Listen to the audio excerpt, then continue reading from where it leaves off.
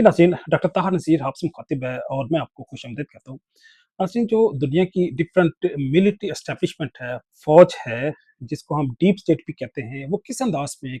किस प्रोटोकॉल से,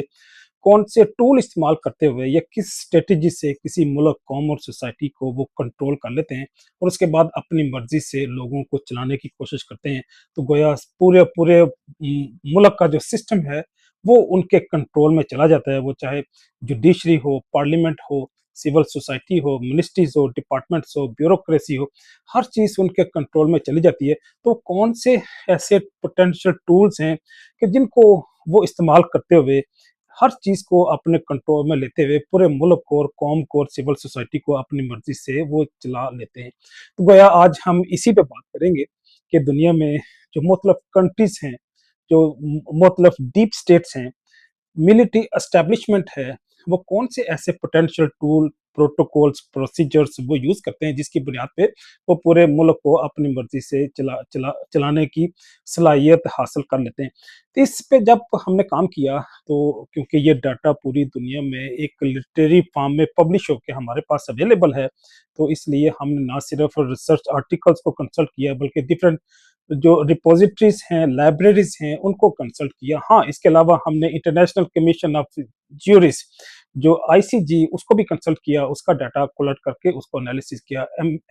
amnesty international ने अच्छा खासा मेटा डाटा इकट्ठा करके उसको पब्लिश किया, उसको हमने रिव्यू किया। इसके साथ-साथ ह्यूमन राइट वॉच एक ऑर्गनाइज़ेशन है, उसका डाटा भी इंटरनेट में डिफरेंट रिपॉजिटरीज़ में लाइब्रेरीज़ में अवेलेबल है। फिर यूएस डिपार्टमेंट ऑफ स्टेट है, उसकी भी कई सारी ऐसी इन्फॉर्मेशन है, वो पब्लिक हो चुकी हैं और अवेलेबल है, जिसको हमने कंसल्ट किया। फिर human rights commission of Pakistan, उसने भी एक अच्छा खासा डाटा पब्लिश किया। इसके साथ-साथ हम इंटरनेशनल क्राइसिस ग्रुप है, वो भी ये डाटा कलेक्ट करके पब्लिश करता है, जिसको हमने कंसल्ट किया। फ्रीडम हाउस, उसके साथ-साथ आयशा सदीका हैं, जिन्होंने एक बुक पब्लिश की, इनसाइड पाकिस्तान मिलिट्री इकोनॉमी। इस इनकी बुक का जो पूरा टाइटल है वो मिलिट्री इनकॉर्पोरेशन के उन्होंने अपनी बुक को टाइटल दिया इनसाइड पाकिस्तान मिलिट्री इकोनॉमी। तो गोया उनकी जो बुक है उसमें भी हमें काफी सारा ऐसी इंफॉर्मेशन मिल गई जिससे हमें आसानी होगी कि हम उस फैक्टर, उन रीजन, उन पोटेंशियल टूल को आपके सामने पेश पेश कर सके। तो जो सबसे बड़ा टूल है, सबसे अहम जो टूल है जिसको किसी भी मुल्क की एस्टेब्लिशमेंट जो है, डीप स्टेट जो है, वो मिलिट्री एस्टेब्लिशमेंट यूज़ करते हैं, वो इलेक्शन प्रोसीजर है। जो इलेक्टोरल प्रोसीजर है, वो चाहे बिफोर इलेक्शन हो, आफ्टर इलेक्शन हो या ड्यूरिंग इलेक्शन, जो भी एक्टिविटी होती है उनको वो कंट्रोल करते हैं। हाँ, वो जो कैंडिडेट्स हैं उनकी स्क्रूटनी करते हैं, उनको भी अपनी मर्ज़ी से चलाने और आगे बढ़ाने की कोशिश करते हैं। उसके साथ-साथ जो पॉलिटिकल पार्टीज़ हैं, उनको भी चाहे रूल एंड रेगुलेशन को इस्तेमाल करते हैं। रूल एंड रेगुलेशन मीन जो जुडिशरी है, उसके थ्रू भी जिस तरह पाकिस्तान के अंदर पीटीआई का उन्होंने जो अ अ,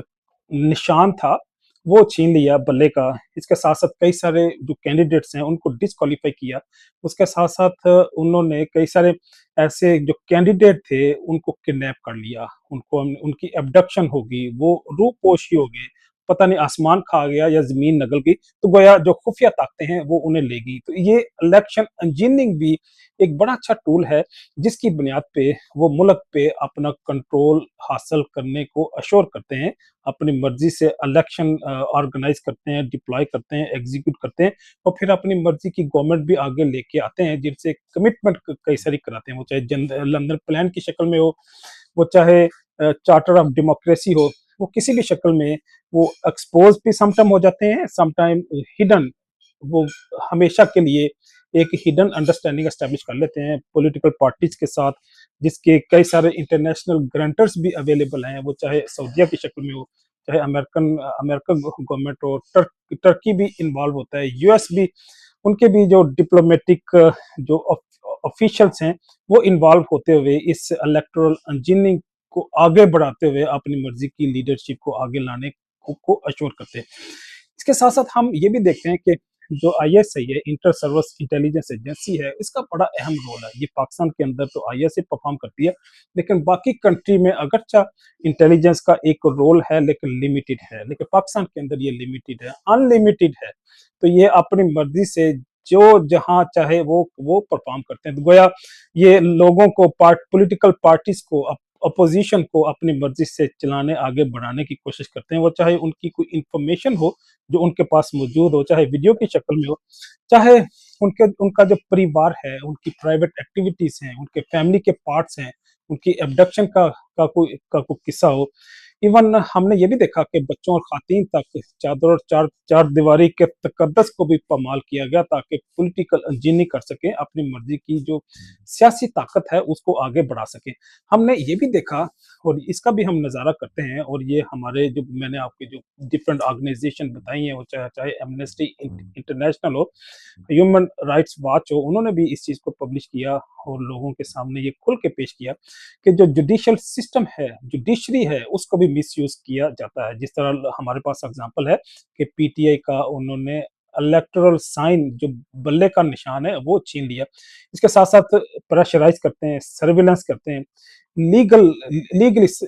उनकी सर्विलेंस करते हैं, स्क्रूटनी करते हैं, उनको डिस्क्वालीफाई करते हैं, फिर जब कमिटमेंट हो जाती है, प्रेस कॉन्फ्रेंस हो जाती है, तो उसके बाद उनको उनकी क्वालिफ़िकेशन कर दे उनको मतलब पास आउट कर देते हैं, उनको रिकॉग्नाइज़, इंडोर्स कर देते हैं, वो इलेक्शन में पार्टिसिपेट करते हुए एमएलए, एमपीए, सेनेटर जो भी वो बनना चाहें, वो बन जाते हैं। हमने ये भी देखा कि जो डीप स्टेट है, जो सिविलियन का मिलिट्री कोर्ट्स में ट्रायल करते हैं, इल्लीगल है, ऐसा नहीं होना चाहिए। जो मिलिट्री कोर्ट्स हैं, वो सिर्फ़ मिलिट्री ऑफिशियल्स के लिए स्पेसिफिक हैं, लेकिन हमने सिविलियन का मिलिट्री कोर्ट्स में ट्रायल होते देखा, और ये भी एक ऐसा टूल है कि जो डीप स्टेट मिलिट्री एस्टेब्लिशमेंट किसी भी कौम और मुल्क को अपने कब्ज़े में लेने के लिए इस्तेमाल करते हैं। फिर हमें ये भी देखते हैं कि फोर्सफुली एब्डक्शन करते हैं, सीक्रेट डिटेंशन करते हैं, डिटेन करते हैं लोगों को, उनको दुनिया से ही उठा के किसी और खुफिया ऐसे हिसार में ले जाते हैं, ऐसे जेलों में ले जाते हैं, जहाँ पे वो अकूबत खाने, वो सोसाइटी से, कानून से, सिस्टम से ओझल होते हैं। तो गोया ऐसी जगहों पे ये मिलिट्री एस्टेब्लिशमेंट उन लोगों को ले जाते हैं, जहाँ से वो नज़र नहीं आते, और ये ऐसा ऐसा थ्रेट है, जिसको कई सारे लोग उनके सॉफ्टवेयर अपडेट का एक टर्म भी यूज़ करते हैं कि कोई भी बंदा अगर उनके कंट्रोल में ना हो, तो उसका सॉफ्टवेयर अपडेट करने के लिए उनकी एब्डक्शन की जाती है। उसकी मावराए अदालत उनको लेके जाया जाता है। उसके बाद उनका सॉफ्टवेयर अपडेट करने के बाद सम टाइम उनको रिलीज़ कर देते हैं, और सम टाइम उनके बड़े भयानक अंजाम हमारे सामने आए। हमने ये भी देखा कि मैस आर्बिट्रेरी अरेस्ट होती है, जो प्रोटेस्टर्स हैं, उनको क्रैकडाउन के ज़रिए वो कंट्रोल करने की कोशिश करते हैं। जिस तरह हमने देखा कि पाकिस्तान के अंदर सानहा डी चौक हुआ, फिर मरीदके के अंदर तहरीक-ए-लब्बैक का को जो मैसेकर हुआ, फिर सानहा मॉडल टाउन हुआ, फिर कराची के अंदर एक जो कचहरी में, कोर्ट में एक वक़ूआ हुआ था मुशर्रफ दौर में। तो गोया ये ऐसे बड़े-बड़े वक़ूए हैं कि जो प्रोटेस्टर्स को, सिविलियंस को, जो peacefully with in the constitution legal protest करते हैं, उनको भी जो एस्टेब्लिशमेंट है, अपनी ताकत इस्तेमाल करते हुए इल्लीगली और नॉन कॉन्स्टिट्यूशनल ताकत इस्तेमाल करते हुए उनको अपने रास्ते से हटाते हैं। हम ये भी देखते हैं कि जो डीप स्टेट है, मिलिट्री एस्टेब्लिशमेंट है, वो जर्नलिस्ट को कंट्रोल करते हैं, मीडिया हाउस की इंटिमिडेशन करते हैं, उनको चाहे एडवर्टाइज़मेंट की शक्ल में या वो डिफरेंट ऑफर्स की शक्ल में, मार्केटिंग की शक्ल में, उनके अपने बजट में प्रमोट करते हैं, उन्हें इनवॉइसिंग करते हैं, या जो भी उनका प्रोटोकॉल है, उनकी फंडिंग करते हैं, और उनको अपने मखसूस अंदाज में, मखसूस रास्तों में वो चलाने की कोशिश करते हैं। तो गोया जब आपने मीडिया को कंट्रोल कर लिया, तो इसका मतलब है पूरी सोसाइटी के सामने आप अपना बयानिया खुल के पेश कर सकते हैं, लोगों की पर्सुएशन, उनकी टेम्पटेशन कर सकते हैं, और माइंड सेट कर सकते हैं, मखसूस पॉलिटिकल पार्टी को आगे बढ़ा सकते हैं, मखसूस अफराद को नीचे भी गिरा सकते हैं। तो जब आपके पास मीडिया का ज़राया अबलाग का कंट्रोल आ जाता है, तो इस तरह से भी डीप स्टेट या एस्टेब्लिशमेंट अपनी मर्जी का एजेंडा आगे बढ़ाने की पोजीशन में आ जाते हैं। इसी तरह से लोगों की सर्विलेंस भी करते हैं, उन्हें ब्लैकमेल भी करते हैं, वो चाहे उनके कैमरे लगे हों, वो किसी भी लेवल पे प्राइवेसी को किसी भी लेवल पे वो हर्ट करने पे चले जाते हैं कि जिससे वो मैक्सिमम लेवल पे लोगों को अपनी मर्ज़ी से चलाने की पोज़ीशन में आ जाएँ। फिर जो जो लॉ है, रूल है, रेगुलेशंस हैं, इनको मिसयूज़ करते हैं, इनको वेपनाइज़ करते हैं। वो चाहे ब्लास्फेमी हो, सेडिशन लॉ हो, फिर इसके साथ-साथ हम ये भी देखा कि साइबर सिक्योरिटी के नाम से भी जो रूल एंड रेगुलेशन है, उनको मिसयूज़ करते हैं। लोगों के खिलाफ गलत एफआईआर्स सामने आती हैं। उनका मतन, उनका टेक्स्ट और उनका ओवरऑल थीम भी तकरीबन एक ही जैसा होता है सबका।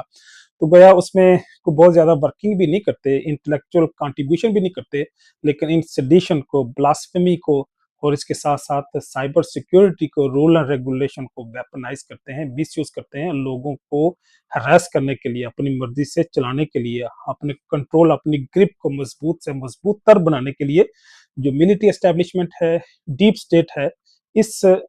इस एक स्ट्रैटेजी को भी यूज़ करते हैं। फिर आखिरी जो कॉन्स्टिट्यूशन है, कॉन्स्टिट्यूशनल ओवररीच करते हैं, उसकी वायलेशन करते हैं। अगरचा जो कोई भी फ़ौज हो किसी भी मुल्क की, उसका जो चीफ से लेके उसके आम सोल्जर तक जब ओथ लेते हैं, तो वो ये वादा करते हैं मुल्क के साथ, कौम के साथ कि वो पार्टिसिपेशन नहीं करेंगे पॉलिटिक्स में और लेकिन हम देखते हैं कि वो जब सर्विसेज के दौरान बहुत कम ऐसा होता है कि वो जो पॉलिटिकल इंजीनियरिंग में वो पार्टिसिपेट ना करें, वो पॉलिटिक्स में ना आए, बहरहाल वो ऐसा करते हैं। तो गोया एक हाइब्रिड सिस्टम का एक जो फ्रेम या एक जो प्रोटोकॉल डिज़ाइन किया गया है, वो लोगों के सामने पेश किया जाता है और उसको सक्सेसफुली कई कई सारी कंट्री में डिप्लॉय भी किया गया। लेकिन ऐसा सिस्टम, ऐसे लोग, ऐसा मुआशरा, उसके आगे बढ़ने के चांसेस बहरहाल बहुत कम होंगे कि जहाँ पे डीप स्टेट मिलिट्री एस्टेब्लिशमेंट का मैक्सिमम लेवल पे कंट्रोल हो और वो ऐसा काम की ज़िम्मेदारी उठा लें जिसकी ना उनकी ट्रेनिंग है, ना एक्सपर्टीज़ है, ना एकेडमिक क्वालिफ़िकेशन है, ना उनका बैकग्राउंड है। तो गोया जिसका काम उसी को साझे, तो सोचना चाहिए सिविल सोसाइटी को, लोगों को, एस्टेब्लिशमेंट को कि अपने काम पे ही वो फ़ोकस करते हुए कौम और मुल्क को आगे से आगे बढ़ाने की कोशिश करें।